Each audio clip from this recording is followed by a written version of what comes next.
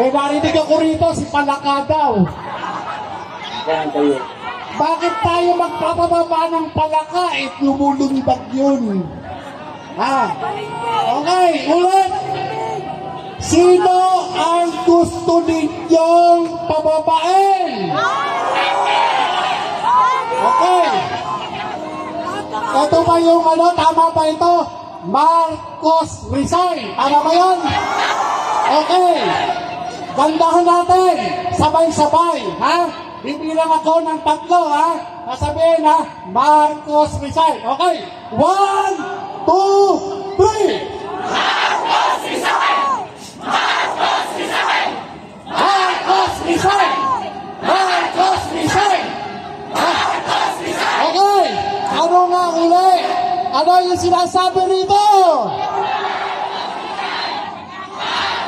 Okay. Ano yung sinasabi ng mga pulis? Teka muna. Ano, yung mga pulis ang tinatanong ko Ano ang sabi ng mga pulis? Withdraw our support! Withdraw our support! Okay. Alam nyo, yung mga kapatid nating mga alagad ng batas, nag-aantay lang yung mga yan. Alam ninyo, itong mga kapatid natin, sa paghawak ng sandata, sila ay nag-aantay lamang sa aksyon ng mga ordinaryong taong katulad natin. Kaya, huwag tayong magagalit. Maya-maya, kasama na natin ang mga yan! Walang tulugan! Walang tulugan! Walang tulugan! Walang tulugan! Alam niyo, mga kapatid, Ito, teka. ito Gutom na sila Bigyan ng burger yan! Bigyan ng burger yan! bigyan ng burger yan! Okay, mga kapatid, makinig, ako nanggaling din sa serbisyo. Inabot ko noon, noong magkaroon ng EDSA 2. Noong EDSA 2, ako ay kabilang sa na-deploy sa EDSA. Katulad nila ngayon, huwag natin iisipin na sila ay kalaban natin. Pagkos darating ang oras, malay ninyo, ngayon na, yung commander nila, kasama na natin. Kaya, huwag natin silang ipahiya dahil ang mga yan nag-uusap-usap na sa kampo. Babaliktad na ba tayo? Sasama na ba tayo kay Agent Morales? Sasama na ba tayo kay Captain Dago? Sasama ba tayo kay Colonel Betran? Yan po ang sikretong pinag-uusapan ngayon. Kung papaano sila sasama sa ating pagkilos.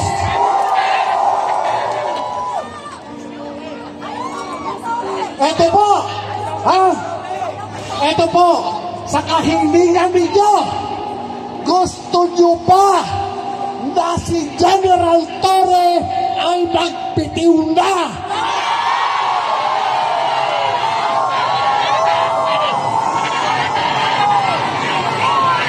Okay.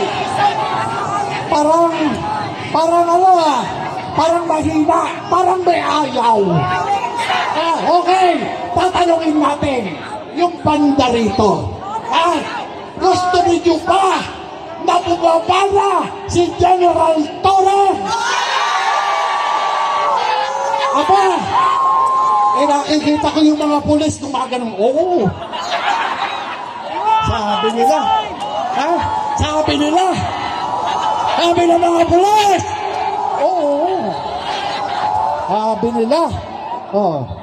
O dito, may tanong uli ako. Gusto nyo ba na bumaba na sa pwesto si General Romel Marbil?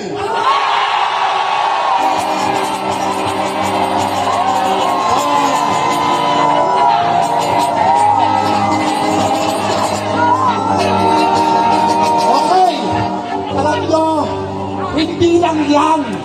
Hindi lang ang mga ulo nila ang hihiligin nating gumulong. Hihiligin din natin yung ulo ni Crispin Rimbulla.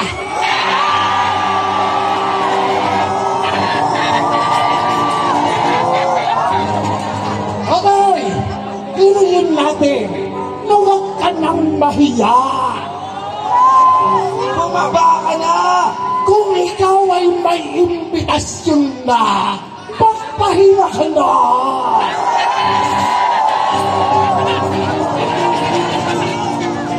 Ganon din, yung pulidong-pulido kong kumilos. Kilala niyo ba yun? Yung nagre-regalo ng sports car? Yung kulay red? Kilala niyo ba yun? Aba, pagpitawin na rin yan yung DILG Secretary, si Rimbulla.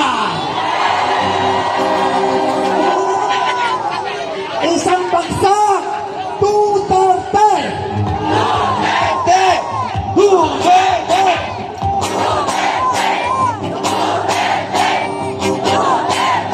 Kaya, mga kapatid, ngayon pa lang, talagang nananawagan na tayo sa lahat ng mga nariyan pa sa tahanan.